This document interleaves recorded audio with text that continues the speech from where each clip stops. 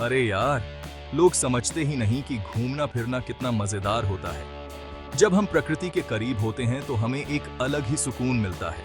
पेड़ों की छांव, पंछियों की चहचहाहट और ताजगी भरी हवा, ये सब मिलकर हमें एक नई ऊर्जा देते हैं। और जब हम दोस्तों के साथ होते हैं तो ये अनुभव और भी खास हो जाता है। चलो, गुड्डू और पप्पू के साथ मिलकर खोजते हैं उस जादुई झरने के राज। ये कहानी है दो दोस्तों की जो अपने गांव के पास के जंगल में एक अद्भुत यात्रा पर निकलते हैं। उनकी इस यात्रा में हमें भी शामिल होना है और देखना है कि कैसे वो अपने साहस और दोस्ती के बल पर एक जादुई झरने को खोज निकालते हैं। गुड्डू और पप्पू अपने गांव के पास जंगल में टहल रहे थे। जंगल की हरियाली और ताजगी भरी हवा में चलते हुए उन्हें एक नई ऊर्जा का अनुभव हो रहा था। गुड्डू, जो हमेशा नए एडवेंचर की तलाश में रहता था, ने एक दिन गांव के बुजुर्गों से एक जादुई झरने के बारे में सुना था। गुड्डू, जिसे हमेशा नए एडवेंचर की तलाश रहती है, उसने एक जादुई झरने के बारे में सुना। उसने सुना था कि उस झरने का पानी पीने से लोगों को सुपर पावर मिल जाते हैं। ये सुनकर गुड्डू का मन रोमांच से भर गया और उसने तय किया कि वो इस रहस्य को जरूर सुलझाएगा। वो पप्पू की तरफ मुड़ा, जो मिठाई चबाने में मस्त था। पप्पू को मिठाइयों का बहुत शौक था और वो हमेशा अपने साथ कुछ न कुछ मिठाई रखता था। गुड्डू ने पप्पू को अपनी योजना के बारे में बताया और उसे भी इस रोमांचक यात्रा में शामिल होने के लिए कहा। पप्पू, गुड्डू बोला, लोग कहते हैं कि जो कोई भी उस जादुई झरने का पानी पीता है उसे सुपर पावर मिल जाते हैं। पप्पू ने पहले तो इसे मजाक समझा, लेकिन गुड्डू की आंखों में चमक देखकर उसे यकीन हो गया कि ये कोई साधारण बात नहीं है। पप्पू, जो हमेशा शक करता है, वो बुड़बुड़ाया, गुड्डू, मैं तो सिर्फ मिठाई में यकीन करता हूं। पप्पू को हमेशा से ही नई चीजों पर शक रहता था, लेकिन गुड्डू के जोश और उत्साह को देखकर उसने भी इस यात्रा में शामिल होने का मन बना लिया। लेकिन वो गुड्डू के जोश को रोक नहीं पाया और खोज में साथ चलने के लिए राजी हो गया। दोनों दोस्तों ने अपने बैग पैक किए और जंगल की ओर चल पड़े। रास्ते में उन्होंने कई तरह के पेड़ पौधे और जानवर देखे, जो उनके लिए एक नया अनुभव था। जंगल के अंदर उनकी मुलाकात हुई चिंटू से, एक बातूनी गिलहरी से।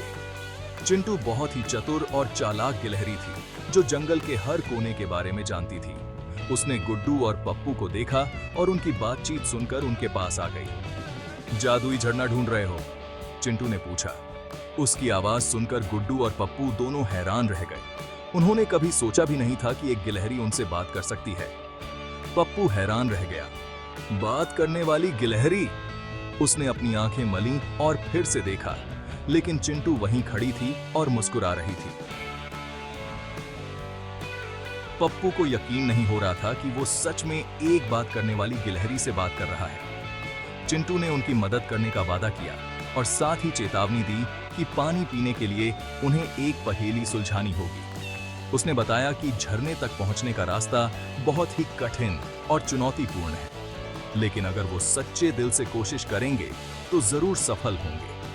आखिरकार वो झरने पर पहुंचे और वहां मिले बाबा भोलेनाथ से, एक बुजुर्ग जो झरने की रखवाली करते थे। बाबा भोलेनाथ बहुत ही ज्ञानी और समझदार व्यक्ति थे, जो झरने के रहस्यों को जानते थे और उसकी रक्षा करते थे।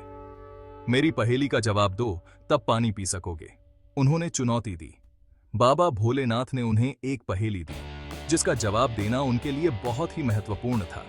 अगर वो पहेली का सही जवाब दे पाते तो ही उन्हें झरने का पानी पीने की अनुमति मिलती। वो क्या है जो बांटने से और बढ़ता है? बाबा भोलेनाथ ने पूछा। ये पहेली सुनकर गुड्डू और पप्पू दोनों सोच में पड़ गए। उन्होंने कई बार इस पहेली के बारे में सोचा, लेकिन उन्हें सही जवाब नहीं सूझ रहा था। पप्पू तो चक्कर में पड़ गया, लेकिन गुड्डू मुस्कुराया। दोस्ती! गुड्डू को अचानक से इस पहेली का सही जवाब सूझ गया। उसने बाबा भोलेनाथ को बताया कि दोस्ती ही वो चीज है जो बांटने से और बढ़ती है। बाबा भोलेनाथ खुश हुए और उन्हें जादुई पानी पीने की इजाजत दे दी। उन्होंने गुड्डू की समझदारी की तारीफ की और उन्हें झरने का पानी पीने की अनुमति दी। गुड्डू और पप्पू दोनों ने झरने का पानी पिया और उन्हें अद्भुत शक्तियां मिल गईं। अपनी नई शक्तियों के साथ पप्पू ने जानवरों से दोस्ती कर ली और गुड्डू सुपर स्पीड से घूमने लगा। पप्पू अब जानवरों की भाषा समझ सकता था और उनसे बात कर सकता था, जबकि गुड्डू बहुत ही तेज दौड़ सकता था।